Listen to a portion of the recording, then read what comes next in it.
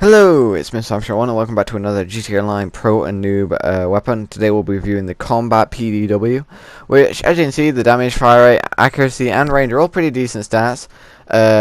Accuracy and fire rate pretty much match on the stat bar, range being 2 bars, and I think that makes it, actually the damage there actually makes it the second most damaging SMG in its class, with the Gussenberg Sweeper counting as an SMG, making that one being the top damaging SMG and this one second.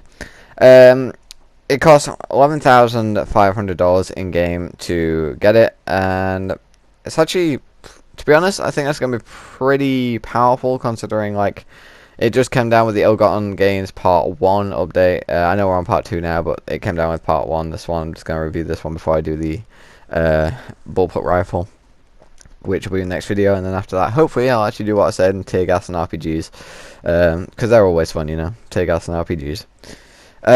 Anyway, back to this. The Combat PDW is actually a hybrid of 3 different weapons. It is a combination of the Sig Sauer MPX, which is the receiver, layout, magazine, and the foregrip. Then the Knights Armament Company PDW is the general receiver shape, and the Heckler and Notch MP5 is a retractable stock and bolt assembly. So pretty much GTA devs have just gone, okay, we're going to take these 3 guns, mash them together, pretty much. Like, that's what they've done. It's the only gun in the game to actually feature an integrated suppressor. Like I said already, it can mount a scope, a flashlight, a grip, and extended mags. The default magazine capacity is 30 with an extended of 60. Now, to be honest, I don't know anyone who doesn't buy extended mags unless it's for the pistols.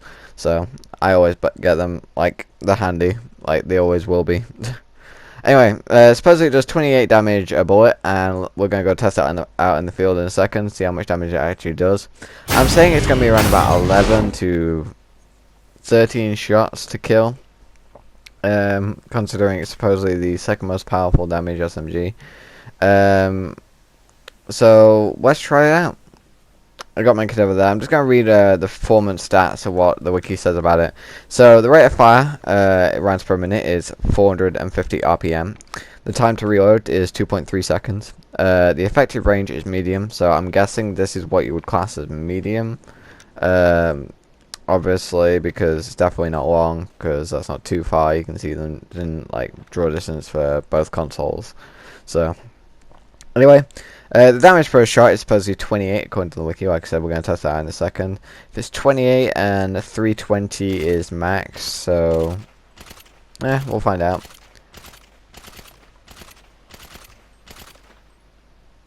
So that was 13 bullets to the chest, and I get 2-star if I can't make it. So in the middle of nowhere, where the boats don't even come and the cops can't even see me. So I'm not even going to work out how I got that 2-star. Anyway, it was 13 to the chest. I'm just going to wait till my kid runs back over there, and then I'm going to shoot him in the head again. Well, shoot him in the head this time, not again. Shoot him in the head, and pretty much, I'm assuming it's probably only going to be 1 bullet less. Maybe it's just going to be like insane headshot kind of like thing. But I'm going to go into third person in a second, because I tried to aim down in first person, and I suck at like aiming for such a small target with first person, unless I'm with a sniper rifle scope. But anyway, so in a second I will just switch to third. Anyway, while that's going on, and I fucked this bit up first, according to the wiki, the Combat PDW is a high damage per shot weapon. At 28 damage, it's second highest damage per a shot of all submachine guns, being only outclassed by the Gussenberg Sweeper, aka the Tommy gun, which was 34 damage per shot. This damage profile is high for a submachine gun standard, and makes weapon itself powerful in combat. However, it has a major downside of firing only at an average fire rate of 450 rounds per minute, which is the lowest fire rate of all submachine guns. This limits the weapon's killing power, as it is outclassed by all other SMGs in terms of rate of fire.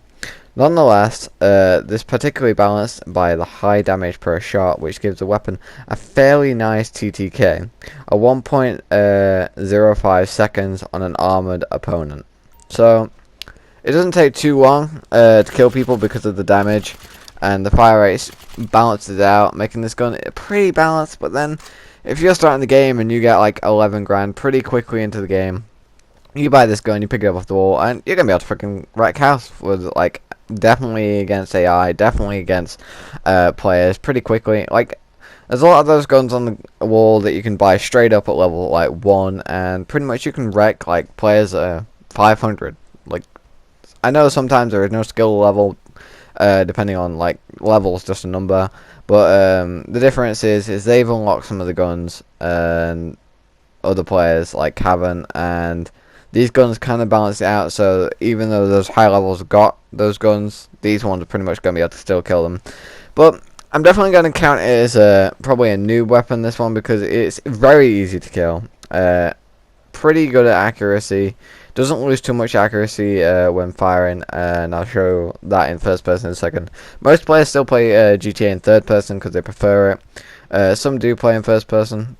I'm kind of like, I don't mind which I play. To be honest, I do play third a lot more, but I do like the first person. The graphics are pretty good in first person as well, with the gun detailing and that. So, anyway, when using first person, it lacks a rear sight.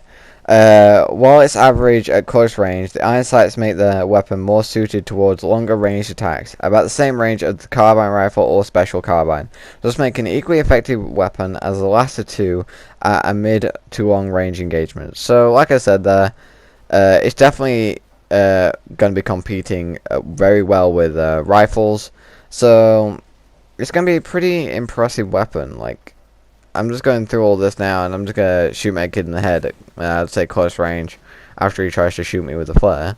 And I didn't think that I'd kill him one shot, but it actually did. It did instant kill, and that shows it's pretty decent damage. Someone comes down the corner, and they're actually, like, firing this into someone else, and they just walk across the line of these bullets. You're pretty much wasted. And you'll be, like, screwed.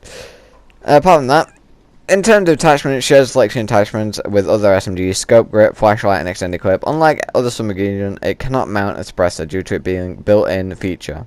This is actually a large advantage, as the built-in suppressor does not affect the weapon's damage per shot, and range like a mounted suppressor would on any other weapon. For example, like you add suppressor to some other guns, it lowers damage, but some it does, some it doesn't. As you see there, it took 11 shots at close range, so from medium to close range, it only goes down about 3 bullets. No, 2 bullets, sorry. It goes down 2 bullets from medium to close range, so it shows that the drop-off of damage isn't that great.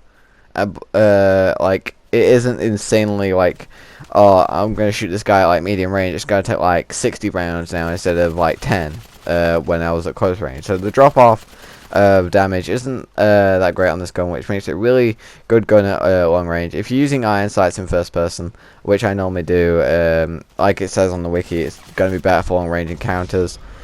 You can see that if someone else is using a better gun or a different gun, they're probably going to maybe outmatch you, maybe, but because it all comes down to whether you're good with this gun.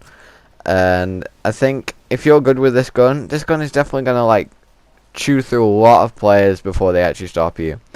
Anyway guys, I hope you enjoyed this video. Thanks for watching. Like, comment, subscribe and that below, and have a nice day.